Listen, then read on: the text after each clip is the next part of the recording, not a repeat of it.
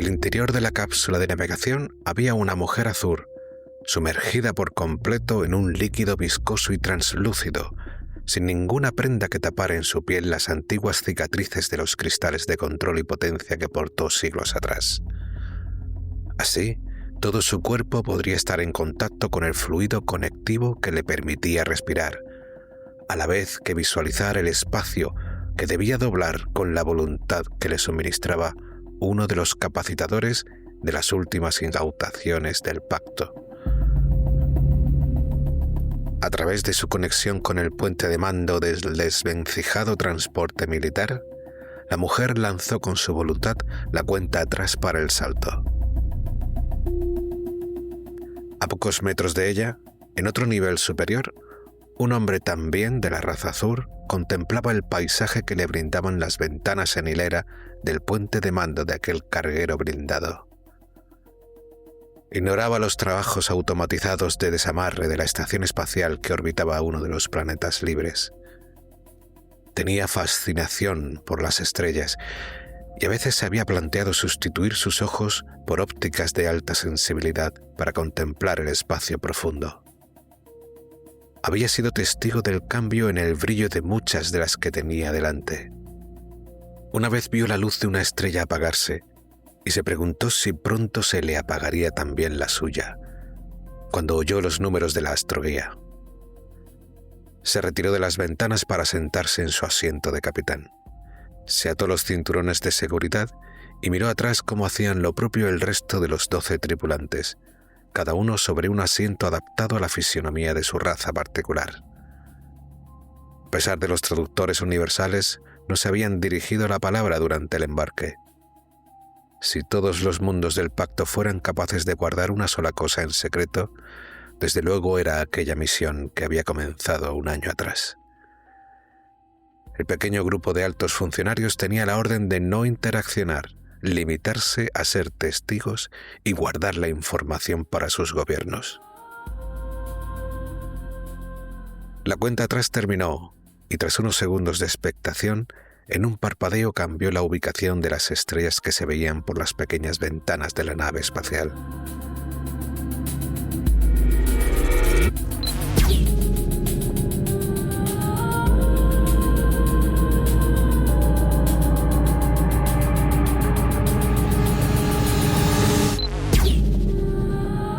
La tripulación supo que había llegado a su destino tras el ligero vuelco de sus estómagos y la resaca instantánea que apareció en sus cerebros, excepto para el capitán, más acostumbrado a estos viajes. Coordenadas alcanzadas. Se escuchó por el altavoz a la piloto exhausta que apagó el comunicador. Como de costumbre, necesitaría unas horas para recuperarse del increíble esfuerzo de doblar el espacio. El capitán Azur echó un vistazo rápido al entorno por las ventanas del puente. Se extrañó y tomó el control de la nave, haciéndola virar en varias direcciones. Nervioso, realizó unas comprobaciones en los terminales de control y sensores. Momentos después, estos detectaron la baliza que habían colocado un año atrás, que señalaba a Telaris 2b como planeta esterilizado, alertando a cualquier viajero de que no se acercara por ser un lugar inhóspito para toda vida. Quiso tener la cortesía de informar a los silenciosos pasajeros. Detectamos la baliza, pero no tengo visual del planeta. Y los instrumentos tampoco encuentran a su gemelo 2A. Solo 2 grupos de rocas y escombro. El hombre suspiró y concluyó que el Imperio Azul habría descubierto lo que tramaba el pacto y había destruido aquellos mundos sin más. Sus esperanzas se ahogaron en su estómago revuelto y dio un puñetazo sobre el brazo del asiento, destrozándolo. «¡La misión ha fracasado!», gritó de rabia, y los pasajeros se removieron en sus asientos. Una luz parpadeante en los instrumentos requería de su atención.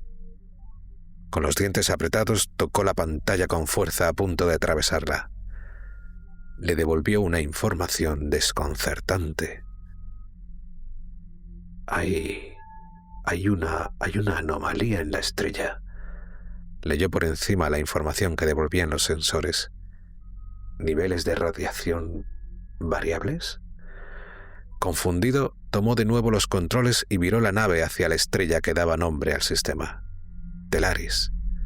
Las ventanas se oscurecieron al recibir su luz para equilibrarla con un filtro solar. Aquel sol parpadeaba en un ritmo constante, como un faro en la costa. Los funcionarios del pacto siguieron cautos aquellos progresos. El instinto del antiguo militar Azur le pidió acortar la distancia con el astro.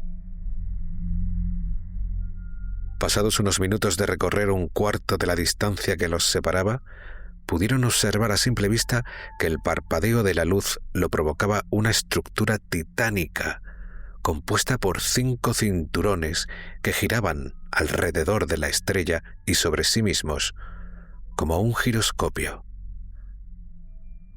Estaban pasmados con el diámetro que podían tener cada uno de esos anillos, millones de kilómetros. En sus evoluciones vertiginosas, los cinturones conseguían bloquear la luz que aquel joven sol emitía en dirección a la nave. Toda la tripulación estaba absorta, intentando comprender qué estaban viendo. Nunca habían contemplado una estructura tan colosal y compleja que ni siquiera el Imperio, con la inmensa cantidad de recursos que atesoraba, hubiera soñado construir en toda su historia. El hombre azul tocó los mandos para hacer avanzar más la nave, pero estos dejaron de responder, dejando la nave a la deriva. Un momento después, todos los dispositivos electrónicos se apagaron, quedando el interior del puente de la nave iluminado únicamente con el parpadeo de la luz de Telaris. Realizó varios chequeos y comprobó que no funcionaba nada, ni siquiera las comunicaciones. Tendrían unas pocas horas antes de que el aire respirable del habitáculo empezara a viciarse y la temperatura de la nave cayera a niveles no aptos para la vida. Se giró para informar a los funcionarios y buscar alguna solución. «Creo que tenemos un problema con...» No se atrevió a terminar la frase. Los pasajeros, iluminados con los destellos estroboscópicos de la estrella, proyectaban una imagen fantasmagórica. Estaban todos paralizados en sus sillas, con la boca abierta, temblorosa, los ojos y sus apéndices visuales fijos en la estrella. Algunos emitían pequeños sonidos de angustia contenida, sus cuerpos luchando por respirar por sí mismos. El hombre concluyó que la luz estroboscópica de la estrella les había provocado un extraño trance, algo que había visto en otras ocasiones con las deflagraciones nocturnas en el campo de batalla. Solo saldrían de aquel estado si hacía girar la nave para ocultar la estrella, puesto que el carguero no disponía de persianas de protección para las ventanas. Trató de calmarse, tragando una buena bocanada de aire que empezaría a escasear en breve. Se le ocurrió un par de ideas que podrían funcionar y se levantó de su asiento en busca de herramientas y algún tanque de soporte de emergencia en la bodega de carga. Al pasar junto a los funcionarios en trance, el que tenía más cerca empezó a sufrir convulsiones, que fueron subiendo de intensidad hasta hacerle gritar de dolor. Desconocía por completo el funcionamiento del organismo del representante de Tagoria. Se lamentó por no ser un vitalista, buscando algún tipo de monitor de constantes vitales en aquel traje del pasajero. Los espasmos se contagiaron al resto de funcionarios y los gritos ascendieron hasta un nivel tan agudo que hicieron caer de rodillas al hombre azul, tapándose los oídos para evitar que estallara su cerebro de dolor.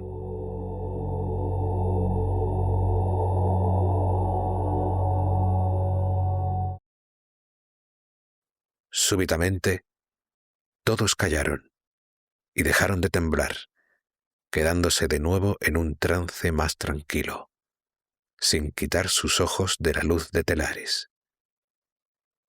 El hombre se levantó, y al hacerlo, vio en el suelo su sombra ser engullida por una luz que avanzaba tras él.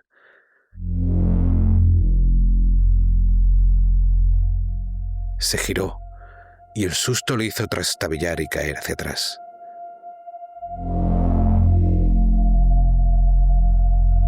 A sus pies había una figura que emitía una luz suave de la que apenas vislumbró sus rasgos antropomorfos y los 2 palmos más de altura que él. Vestía una especie de fina armadura ceñida, dorada y brillante, de la que brotaban entre sus juntas pequeñas volutas de gas incandescente en cada movimiento, como si aquel metal apenas pudiera contener la energía de la que estaba hecho el ser y provocara leves reacciones químicas al contacto con el aire del interior de la nave. Sobre los hombros asomaban cristales tintineantes que parecían recubrir toda su espalda, llamándole poderosamente la atención. El ser luminoso dio un paso hacia él y tendió su mano para ayudarle a levantarse. Saberse mortales y haber vivido miles de vidas generaba un pozo de osadía que impregnaba a todos los miembros de la raza azul, incluso los pocos que se habían rebelado contra su imperio, como él, que le sirvió para cubrir el terror que sentía ante aquella presencia. Acercó temeroso su mano y el ser se adelantó con su tacto cálido para ayudarle a incorporarse. Saludos, 3 del pacto. Los funcionarios hablaron en alto al unísono. Parecían hacerlo en nombre del ser luminoso, con una sincronía perfecta, con una sola voz que mezclaba tonos y acentos. Se le antojó que era la voz del universo que sonaba a través de aquellas personas, dejando pasmado al hombre azul. «¿Vantor?», respondió incrédulo. «Mi código actual se parece muy poco al antiguo Vantor», siguió el coro. «Tantos cambios y mejoras que ese nombre ya no puede definirme. Ni siquiera me he parado a pensar en uno. Es algo que no necesito». Reflexionó con la voz de los funcionarios. «¿Ellos están bien?». 3 señaló a los pasajeros y los escombros en el espacio. «¿Qué ha pasado aquí?». «Tus compañeros de viaje despertarán en unas horas. Algo conmocionados, nada más». Se giró hacia una de las ventanas y el hombre azul pudo admirar su espalda. Los cristales eran fragmentos de semillas planetarias, probablemente los restos de Telaris 2b y su planeta gemelo, que el Imperio habría dejado atrás durante la extracción. «He necesitado los recursos de este sistema para construir mi propia esfera». «¿Has consumido 2 planetas enteros para construir eso? ¿En un solo año? ¿Cómo?». «Automatización escalable en base a objetivos», dijo de forma automática, y se giró de nuevo a él. «Dispongo de muy poco tiempo, 3. Solo puedo decirte que he creado una esfera de convección magnética con la que puedo manipular la energía de la estrella y, entre otras cosas, me permite proyectarme físicamente ante ti». 3 abrió mucho los ojos.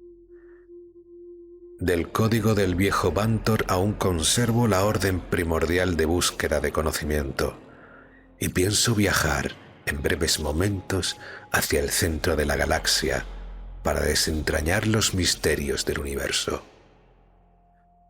Señaló un punto en el lejano vacío del espacio a los ojos de 3. Aquel ser parecía verlo absolutamente todo, y sus cristales parecían estimularse con leves destellos, como sintiendo el regocijo del antiguo cronomorfo. «En su tiempo, el Magisterio ya nos advirtió de las monstruosas fuerzas gravitatorias que hay en el centro de la galaxia. Te destruirán solo con acercarte a unas decenas de años luz», le advirtió 3. «Es un riesgo que asumiré», confirmó. Juntó las palmas de sus manos y las separó despacio. Entre ellas se formó un pequeño torbellino de polvo brillante que materializó un cilindro negro, un objeto que Tres reconoció al momento. El pacto lo llamaría el arma. Se lo entregó. Yo prefiero llamarlo la cura. Era tu antigua prisión, señaló el hombre. Al examinarlo, recordó sentimientos que creía encerrados hacía un año. El cronomorfo miró con curiosidad a Tres. El hecho de que un miembro de la raza azul reconociera con sinceridad que su antigua esencia había estado privada de libertad tantos siglos le proporcionó un poco de alivio emocional. Pequeñas partículas de justicia y reconocimiento al sufrimiento del pasado, que pudo por fin paladear con gusto. Pareció sonreír y se hizo a un lado. Tres no se había dado cuenta de que, de la nada, también se había materializado un ciervo que permanecía en pie. Reconoció inmediatamente las piezas desgastadas que llevaba. Te entrego también mi antiguo cuerpo, la puerta del pasado. En ella usarás esta llave que abrirá un nuevo futuro. Los recuerdos de hacía un ciclo se hicieron más presentes en el hombre. Para él, el cuerpo del ciervo, más que al cronomorfo, pertenecía a la mujer de la tierra. Una ola de melancolía roció su memoria. Bantor reconoció los mares que navegaba el cerebro del que probablemente sería el último azul dentro de no mucho tiempo. Introducirás este receptáculo en su cuerpo. Nadie se percatará de que lo lleva dentro. Su comportamiento estándar pasará desapercibido y su contenido es indetectable ante control. Con esto dentro, depositarás al ciervo lo más cerca que puedas de la semilla de Cielel. Después, el Imperio Azul caerá, transcurrido poco tiempo. ¿La semilla? Así es, y no debe saberlo nadie. Esta misión es solo tuya, o no triunfarás. Señaló a los funcionarios y acarició la cabeza del ciervo. Sé que varios gobiernos del pacto más desconfiados entrarían en un debate sin fin por imponer su forma de hacer las cosas. Esto daría al imperio el tiempo suficiente para comprobar la existencia de esta amenaza y dejarán de espantaros como moscas. Os atacarán con toda su fuerza y crueldad, aplastando todos los mundos del pacto para exterminaros como ejemplo para el resto de civilizaciones independientes. Toda la galaxia ardería. Tres asintió, pues era lo que sospechaba que pasaría desde el momento en que le informaron de que aquellos funcionarios le acompañarían como observadores del pacto en la entrega. Comprendió que el cronomorfo también lo tenía todo pensado desde el primer momento.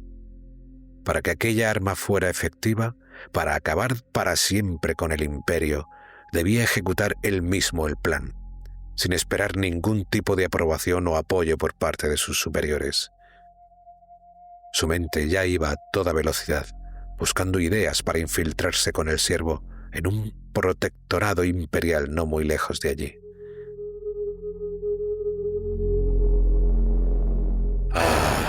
Mi promesa con el pacto se ha cumplido. Por fin soy libre. Adiós. Por favor, no te vayas. Tengo un par de preguntas más, pidió Tres. Si en verdad fui un cronomorfo, debería tener un par de respuestas, asintió recogiendo la poca paciencia que le quedaba. Cuando caiga el imperio, no podremos conseguir más capacitadores de voluntad para viajar largas distancias en nuestras naves. Se interrumpirá el transporte de mercancías y personas entre sistemas y muchas sociedades retrocederán por el desabastecimiento y el aislamiento. ¿Tu conocimiento del universo dispone de alguna alternativa a estos motores que no sea construir una esfera de...? Señaló al sol. ¿Podrías ayudarnos a no depender más de la voluntad? El antiguo Vantor reflexionó un momento.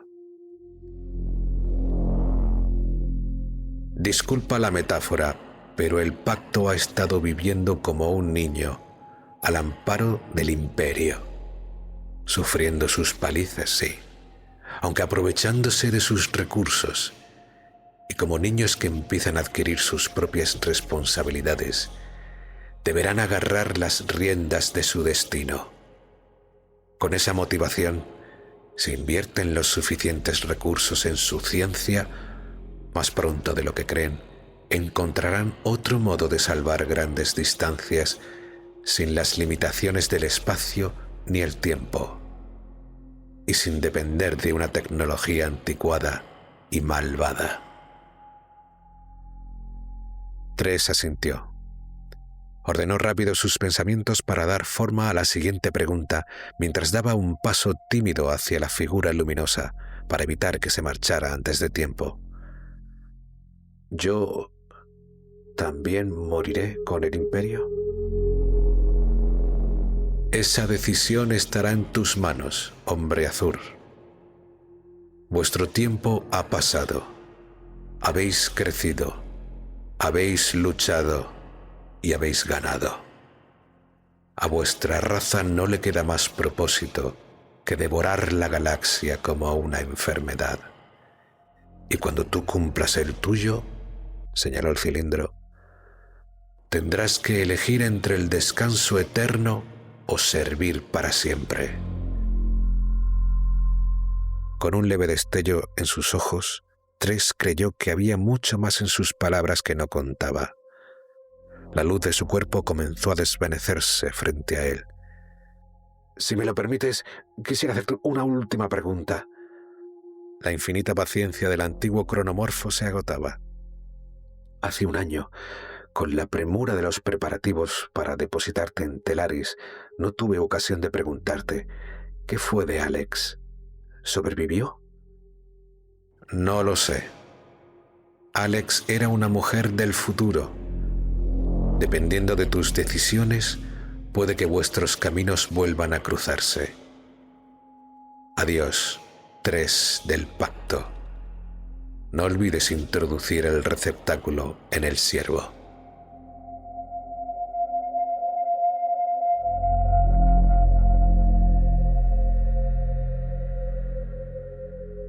El ser se esfumó del puente de la nave espacial en una nube de polvo dorado. El puente volvió a iluminarse al encenderse de nuevo todos los sistemas. Los pasajeros que habían dado voz al antiguo Vantor entraron visiblemente agotados en un profundo sueño. Tras varias comprobaciones en los monitores, Tres se dejó caer en su silla, aún con el contenedor en su mano, y miró de arriba abajo al siervo que permanecía inmóvil, pero atento. Siervo, ven aquí. Este se le acercó obediente. Miró el visor de cristal que tapaba sus sensores ópticos, una cara impersonal, como todos los siervos. Se fijó en la portezuela circular del centro de su pecho. La tocó con su dedo índice y se abrió para mostrar el conducto del puerto de carga del cilindro. Tal y como había hecho hacía un año, introdujo con cuidado unos centímetros el arma definitiva del pacto, como si el siervo fuera un sagrario, y dejó que las propias cremalleras y poleas del interior del androide lo succionaran hacia adentro. En su cabeza recordó la voz de Alex, implorando misericordia. Las imágenes del siervo controlado por la mujer de la Tierra se mezclaron con otras mucho más antiguas que pertenecían a una inteligencia artificial que ocupó también otro siervo más avanzado, poco antes de la purga del imperio.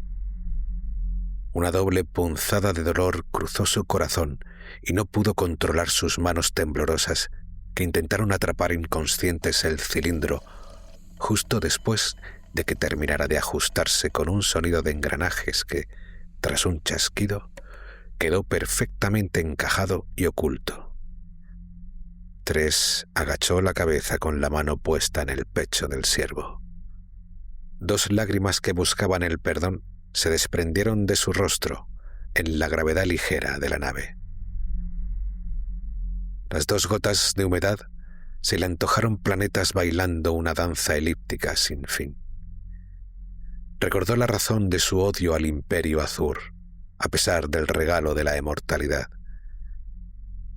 La muerte del amor de su vida 2000 años atrás. Se prometió acabar con todo aquel mal que representaban sus congéneres. Y si él seguía vivo después, buscaría a Alex. Un pequeño destello llamó su atención a través de la ventana. Las inmensas estructuras circulares habían comenzado a acelerar sus giros sobre la estrella.